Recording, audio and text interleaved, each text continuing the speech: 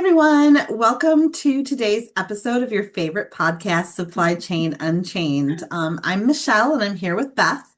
And today we're going to talk about the six core areas of supply chain and which one might be your perfect fit. So let's just get started with a truth that's really easy to overlook. Supply chain is literally everywhere.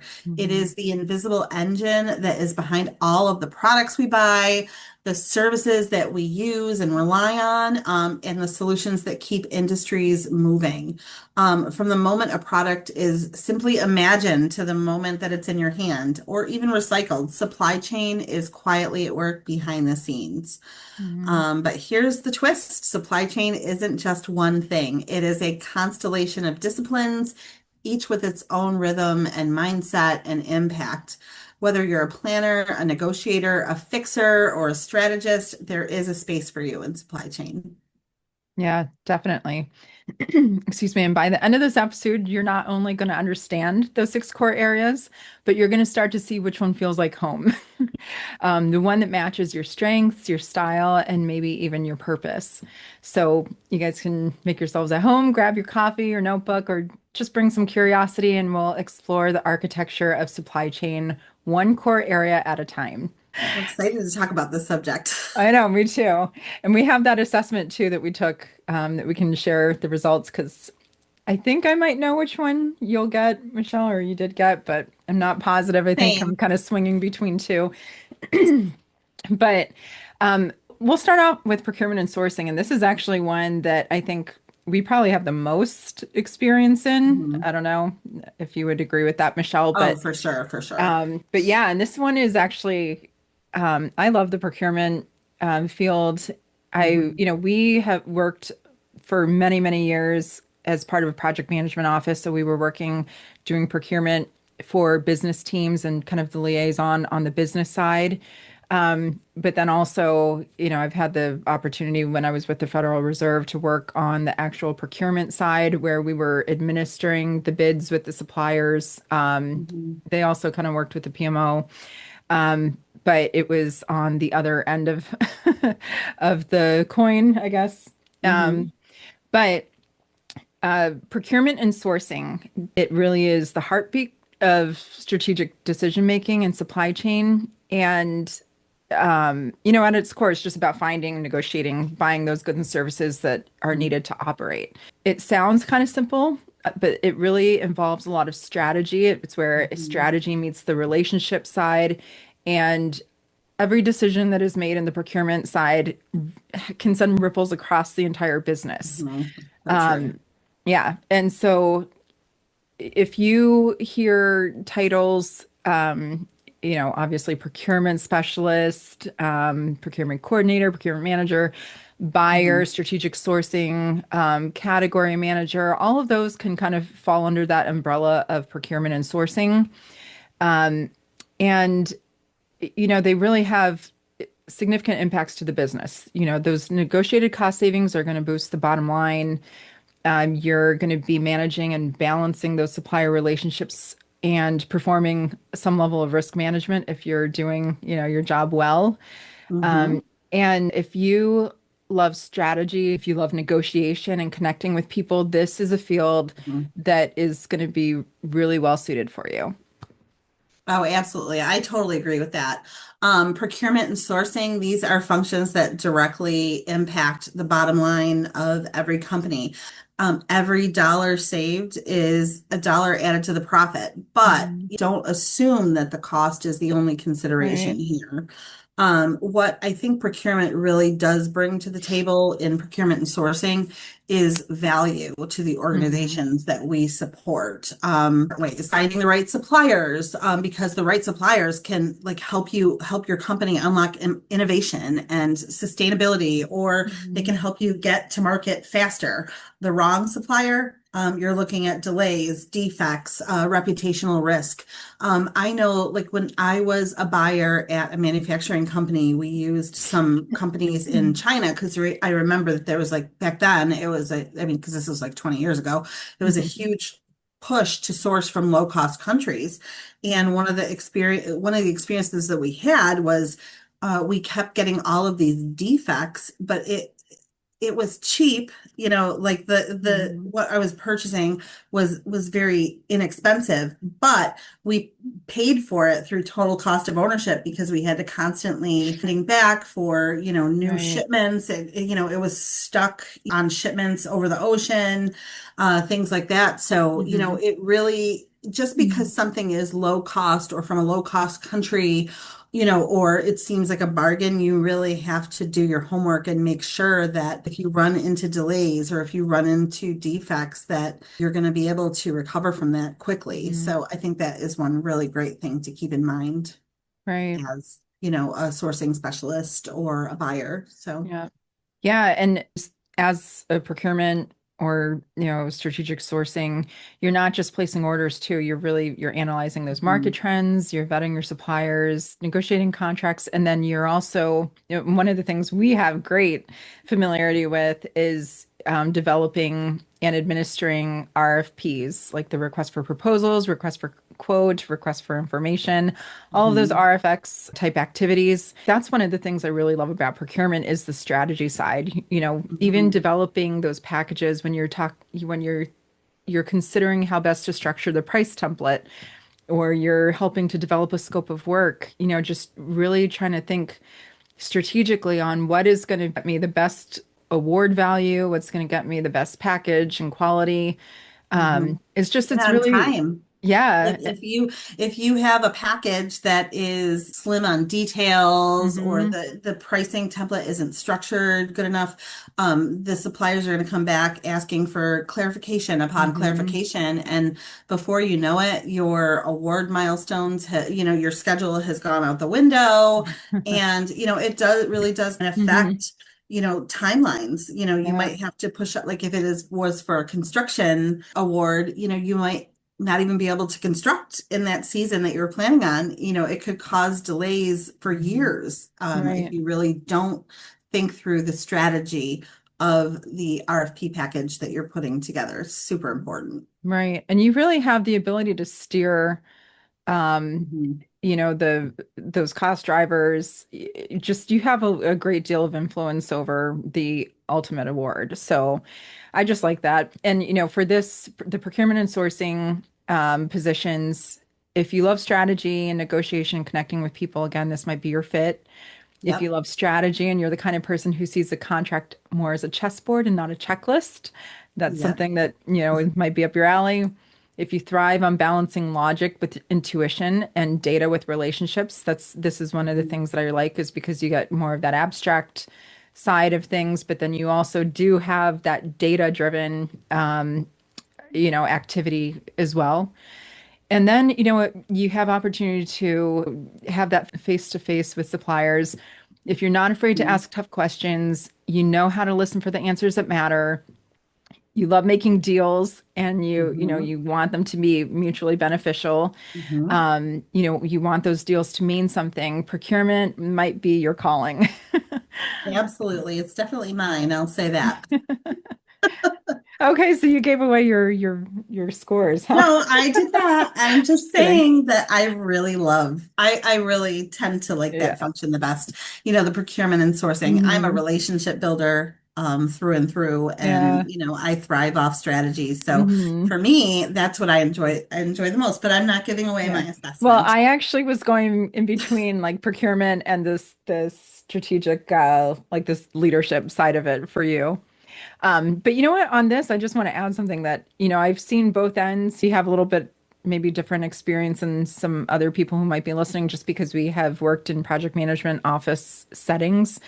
Mhm. But having worked on that end, the business side of procurement, and then also on the, more of a centralized procurement function, I gotta say, I really do love working on the business side. I really Mhm. love just representing the business and, doing that side of things. I liked the other side as well, but I think that that's something that I really, really enjoyed over the years. Same. I think we both found a great niche in that for Yeah. sure. Next function for our six areas of supply chain. Sorry, I had a little brain freeze there for a second. Our next one that we're going to talk about is logistics and distribution. So do you want to start us off a little bit with that one? Sure. So logistics and distribution, it's basically just ensuring the products get where they need to go efficiently and reliably. So if you've ever heard of logistics coordinator, transportation analyst, distribution manager, those are heavily tied to this realm of supply chain. A lot of times they are solving last mile delivery challenges or coordinating across Mhm. borders, carriers, time zones. They might be dealing with those customs brokers. So if this role might be for you, if you thrive on problem solving and keeping Mhm. things moving under pressure. Absolutely. And, if you want to know what this might look like in practice, just picture Mhm. a logistics coordinator juggling delivery schedules, carrier contracts, and customs paperwork, or a transportation analyst optimizing routes to shave hours off transit time and thousands off fuel costs. These are all, scenarios that could happen if, this is your niche. And Mhm. it matters because even the best product means nothing if it's not here. I mean, if you don't have, the widget that you want, whether it be, especially in production settings, that is Right. super important in production settings because if the widget that you need doesn't arrive in time, I mean, it could shut down your Hmm. entire production line. I mean, this is a function that is super, super imperative. It is fast paced, especially in manufacturing, Hmm. retail, e-commerce, healthcare, and beyond. The logistics coordinators are the ones coordinating across borders. They're Hmm. coordinating with carriers. They're working with systems. They are really the calm in the storm when a shipment is stuck. If a truck breaks down or a port closes Hmm. unexpectedly. I mean, you really have to, in this sort of position, kind of like know what is going on out there in the world because world events really shape this function. Yeah, definitely. And this would also include kind of distribution across Mhm. warehouse operations and things of that Yeah. nature as well.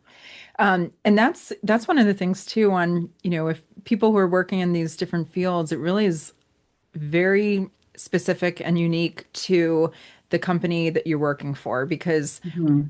if you're working in a for a just in time or like lean manufacturing, when you do not get those parts on time, that becomes It's a very huge. big deal.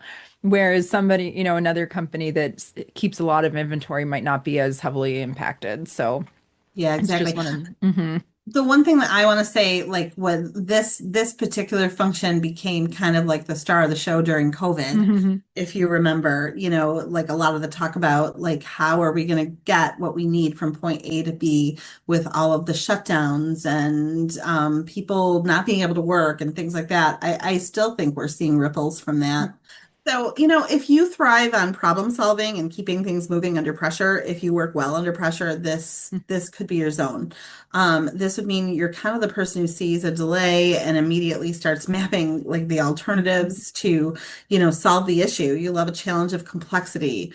It really is satisfying when you're able to solve the issues for your organization and, kind of like, that adrenaline rush of, beating the clock. So I guess if you don't mind chaos and you just want to be the one who solves it, this might Hmm. be your perfect fit.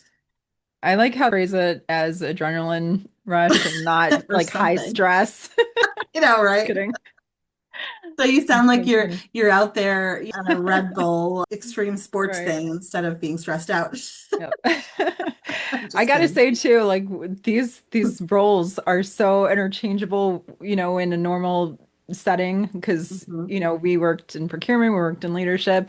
But I tell you what, I still would make my runs in between warehouses and pick up parts Yep. and drive them over to site It's a as great point. needed. Very often, these functions, very Mhm. often you kind of need to dip your toe into all of them at some point or another. Like it Yeah. really, and I would think a lot of companies operate that. I've had to do the Mhm. same thing. Yeah, and you should because you need Yeah. to know how everything operates and flows together. Exactly. Absolutely. You can very, very much become well-rounded in your career. by focusing on these. Next up, we have demand and supply planning. Hmm. So, for this one, you're predicting demand and aligning resources to meet it. Some example job titles of demand and supply planning pillar are demand planner, supply chain analyst, forecasting specialist, and the list goes on. So I think you can guess where this one is going. If you like using data to prevent shortages or overstocks, if you're great with balancing uncertainty and creating stability for your business, then this Hmm. might be your lane. It is Yeah. not my lane. I was actually thinking, I'm going to give it away that this was not my highest rated on the assessment, but I thought actually I would score higher on this one because I love, Mhm. analyzing data, pulling trends uh, but I love this part of it too. So let's shift gears a little bit. We'll talk about the planning and forecasting. At its core, planning is about predicting the demand and aligning resources to meet it. It's the difference between having what customers need and having shelves full of what they don't. And I have I think seen that's that. funny.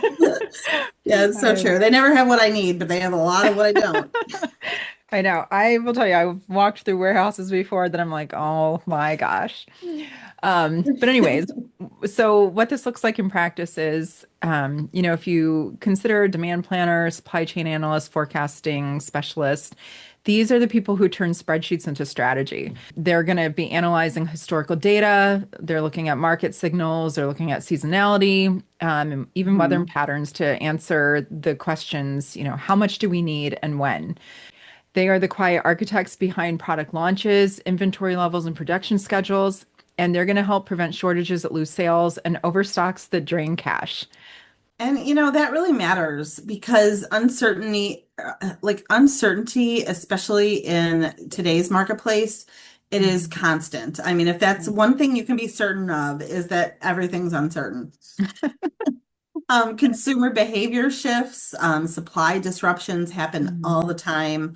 Planning is really how businesses stay ahead Yeah. of the curve. It's how they create stability in a world that is anything but stable. And if you think that you are stable and that there's everything's perfect, I don't see any disruptions coming. Yeah, I can tell you there is disruptions coming. But but the cool thing about this particular pillar of supply chain is that, it really kind of is a crystal ball. If you are Mhm. great with data and you're a great data analyst, you can use that data to forecast and, Right. become a great value to your organization. Planners tend to thrive in environments that value precision and agility. Mhm. Manufacturing, retail, healthcare, tech, you name it, they need planners. They're often embedded in cross-functional teams. If they translate the data into decisions, and these decisions ripple across procurement, logistics, finance, it really can have effect on the whole organization. If you enjoy data, if you enjoy, looking at trends and, seeing what the pattern is, or if you can instantly pick out a pattern and bring order Mhm. to that chaos, this might be a great position for you. Yeah. If you see these patterns that others miss, if you like asking, what if you like building models that answer that question, and you're not afraid of uncertainty, if you're energized by the challenge of taming the chaos, again, this might be a great position for you. Yeah. If you want to be the calm in the storm, so to speak, and you want your numbers to speak for you, you might be a Mhm. planner. Yeah. Yeah, and definitely, I think that that's one of the things to mention as well. You kind of touched on it, is that this role oftentimes works hand in hand with finance, which Mhm. for certain people, like I love finance, anything to do with that. And then also I play around in spreadsheets for fun. I love seeing patterns and reports and stuff. So, but anyways, though, it's just something else where other roles might work more on the Mhm. logistics and with warehouse and the supplier end. This is a lot of times more internal, working with the financial end, as well. So if Mhm. that's what you like, this might be something to look into. Next up, we have the next pillar would be inventory and warehouse management. Do you want to tell us a little bit about that one? Sure. So, this role, it would controlling stock levels, streamlining warehouse operations, everything from keeping shelves at the proper inventory levels, Mhm. even to how the materials flow through the warehouse itself. You are looking at inventory analysts, warehouse supervisors, fulfillment managers. Mhm. And it really has great impact on a business because it helps to design systems for accuracy and speed. It helps to Mhm. reduce waste, delays, and excess storage costs because those all directly affect the company's financials. Yeah. And this would be a good fit for you if you're detail oriented, if you're organized, and you love process improvement.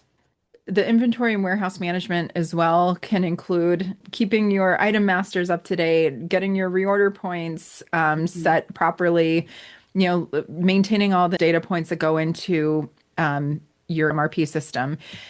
Mhm. So if you like analyzing consumption and looking ahead to what's coming so that you can set those data points that are going to help manage the inventory levels, this also might be something that is for you.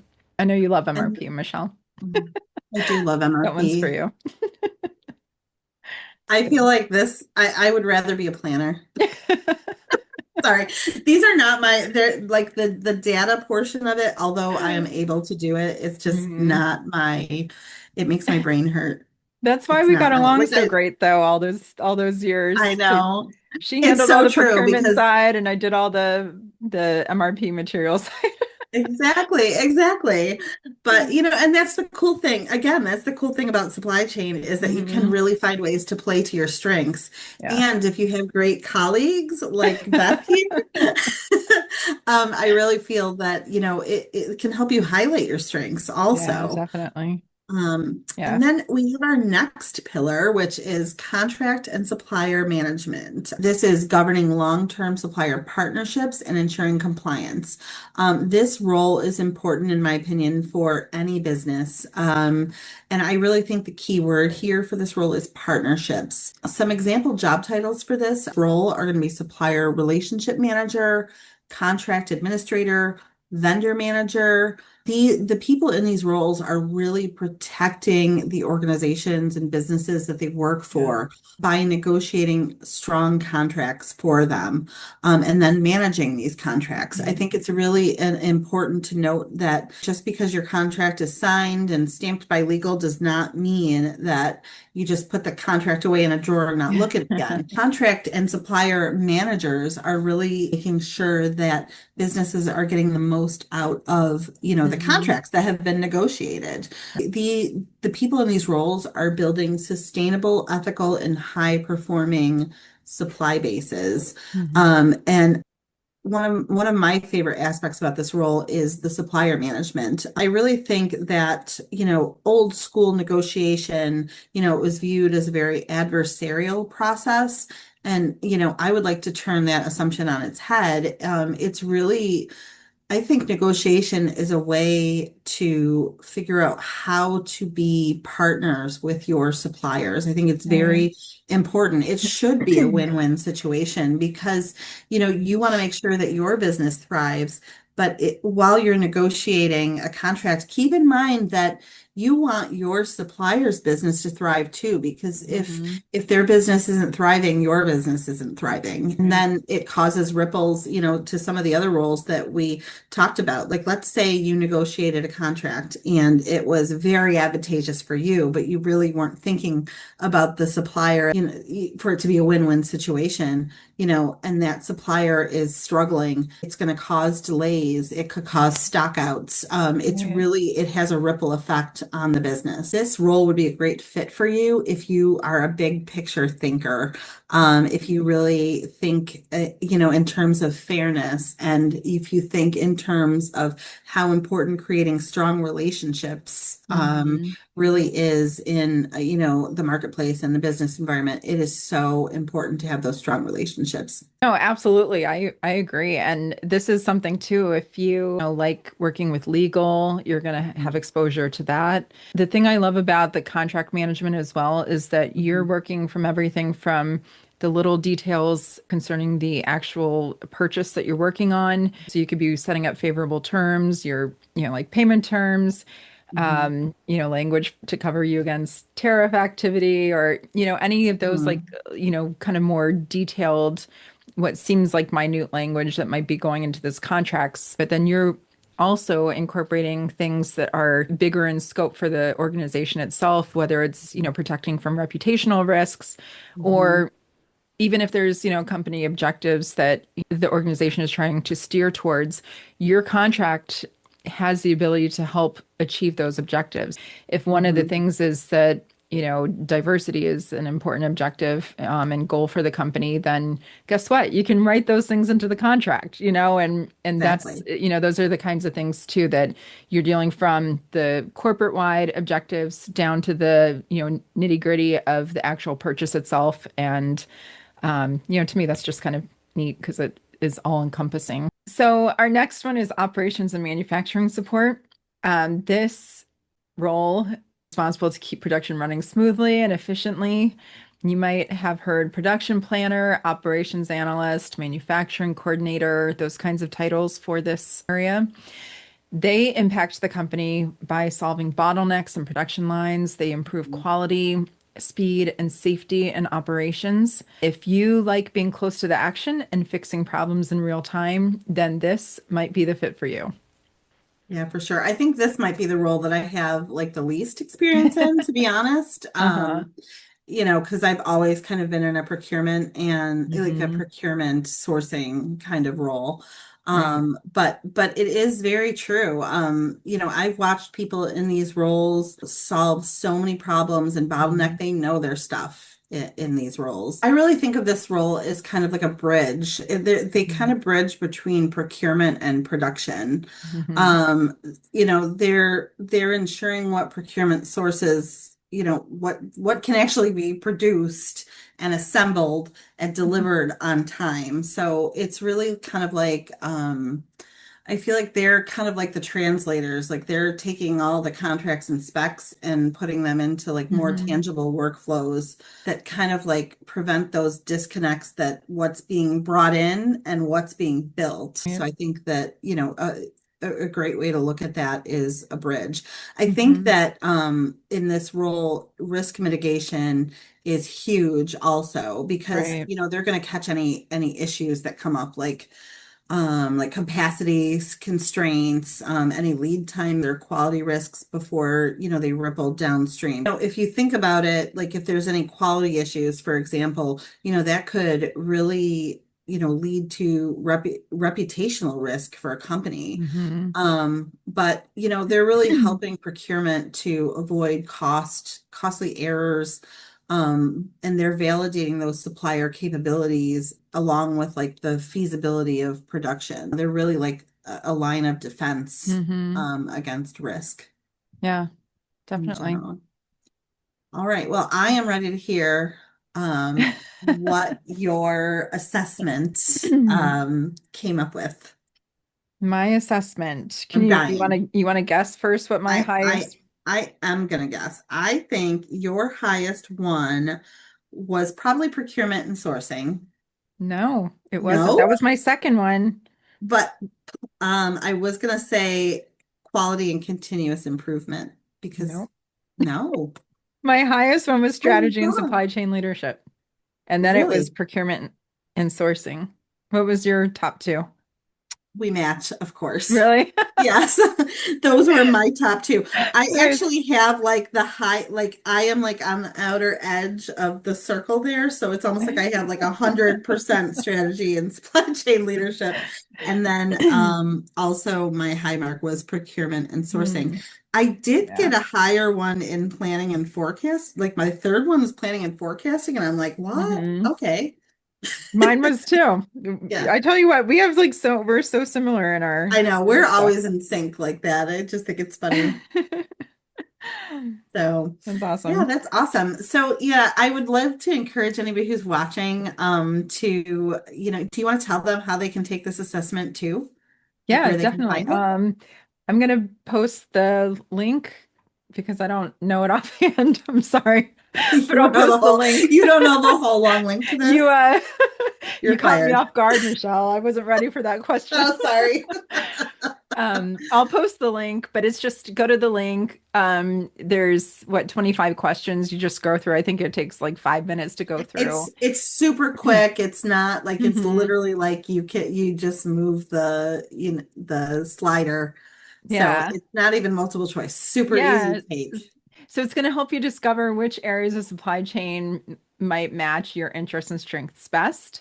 And then you'll get a personalized insight and a report emailed to you where you might thrive in the field. But, because like we've mentioned on here many times, supply chain has a role for every personality type. Mhm. Like if you're a negotiator, if you're an analyst or planner, an operator, if you're a blend of all of those things, there is Mhm. something for everyone. And I'm biased, but that's one of the reasons why I think that this field is so great. Oh, absolutely. I totally agree. I really have a passion for this field. I have a passion for, helping to encourage others to join this field or even, Mhm. seasoned pros. Like, Right. see, I would encourage seasoned pros to take this Yeah. assessment. And, I'd love to hear on, LinkedIn or Instagram or other socials, what you thought of this assessment if you Mhm. ended up where you thought you were going to end up. uh, this kind of came out the way I thought it would. I thought my procurement Hmm. and sourcing would be first and then leadership second, Hmm. even though I have a real passion for the leadership one, but it was kind of Yeah. flip-flopped. So Like I said, I thought that the planning and forecasting would be a little bit higher just because you know how much I love data. are you bummed? And Are you I'm gonna not take it bummed. again? No. It's Yeah, just but I would. interesting though. Hmm. It is so interesting. This was a great assessment, and I think it's a fun assessment also. So Hmm. instead of figuring out which Hogwarts house you belong in, you can find out which procurement house you belong in. I still have never seen that, Michelle, so I don't even know what that means. Oh my gosh. That's funny. So, next week on Supply Chain Unchained, we're going to be tackling breaking in how to start or pivot into a supply chain career. Whether you are new to the field or if you're looking to Mhm. make a career shift, you're going to learn exactly how to make your next move. And we will help you through it step by step. So, I just want to thank everybody for sticking with us and, listening to our podcast. We're very passionate about supply chain around here, and we'd love to interact with you. So send us a message, comment on one of our posts. We'd love to hear from you. Yeah, definitely. And definitely get into supply chain because this is where all the cool kids play, guys. Yes, for sure. It's a great sandbox. All right. All Thanks, right. everyone. Thanks for tuning in.